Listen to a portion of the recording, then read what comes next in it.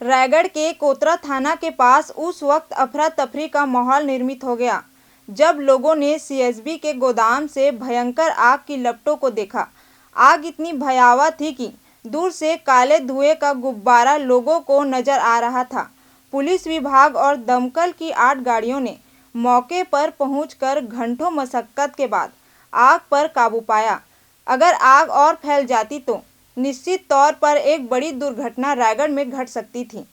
रायगढ़ के कोतरा रोड थाना के पास एक गोदाम मौजूद है जहां भारी संख्या में ट्रांसफार्मर एवं अन्य बिजली के उपकरण लगे रहते हैं। उसी गोदाम में भीषण आग लग गई। हवा के कारण आग ने भयानक रूप ले लिया और दूर से लोगों को काले धुएं का गुब्बारा नजर आने लगा। धीरे धीरे आग आसपास के क्षेत्र को भी अपनी चपेट में ले रही थी। एक के बाद एक बिजली के ट्रांसफार्मर ब्लास्ट हो रहे थे, जिससे अफरा तफरी का माहौल निर्मित हो गया। सूचना मिलते ही तत्काल मौके पर पुलिस और दमकल विभाग के अधिकारी पहुंचे। घंटों मशक्कत के बाद दमकल की 8 गाड़ियों ने मिलकर आग पर काबू पाया। अगर आग फैलती तो आसपास की कॉलोनियों को भी अपने चपेट में ले लेती, जिससे कोई बड़ी दुर्घटना घट सकती थी। पुलिस विभाग और दमकल की सूझबूझ से आग पर काबू पा लिया गया। किसी प्रकार की कोई जनहानि की सूचना नहीं है। आग लगने के कारणों का खुलासा अभी नहीं हो पाया है। विभाग के भी वरिष्ठ अधिकारी मौके पर पहुंच चुके हैं। विभाग मिलकर आग लगाने के कारणों का जांच कर रहा है और नुकसान का भी आकलन किया जा रहा है। बिजली विभाग के गोदाम में आग लगने से सबसे खास बात यह रही कि पूरे शहर की बिजली गुल हो गई, जिससे आम जनताओं को काफी तकलीफों का सामना करना पड़ा।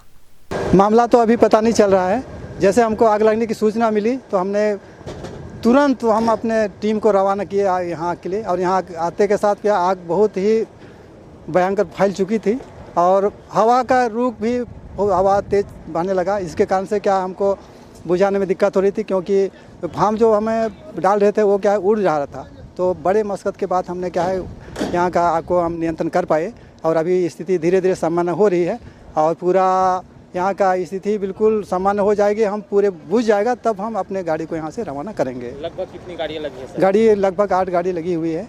ये आज लगभग 2:25 में खबर मिली कि स्टोर के पीछे साइड में जहाँ स्क्रैप का सामान रखा होता है वहाँ धुआं निकल रहा है।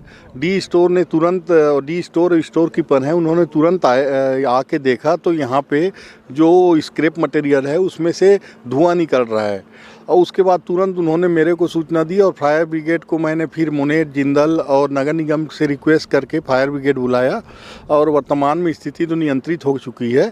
इसका मुख्य कारण लग रहा है, कहीं 2 कारण हो सकते हैं, या कि बाहर जो घर बना है ये सब सामने में, वहाँ से किसी ज्वलनशील पदार्थ का कोई फेंका होगा, जैसे भी सिगरेट का वो या कुछ भी ज्वलनशील पदार्थ, एक कारण वो हो सकता है, या किसी की बदमाशी हो सकती है जो जिसने दुर्भावनावश ऐसा किया है। तो बदमाशियों का परीक्षण जो हमारे यहाँ सीसी कैमरे लगे हैं उससे हम लोग अभी परीक्षण करके उसका उसका पता करेंगे और उस हिसाब से 1-2 घंटे में अग्रिम कार्रवाई कर लेंगे।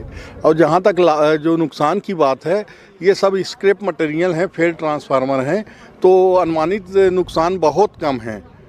और ये एक प्रचार हो रहा है कि शहर में पूरी लाइन बंद हो गई है। कहीं भी लाइन बंद नहीं हुई है, सिर्फ स्क्रैप सामान में आग लगा था जिससे धुआं बहुत ज़्यादा फैला था ऑयल गैस जलने के कारण। ये वास्तविक स्थिति अभी तक की यही है।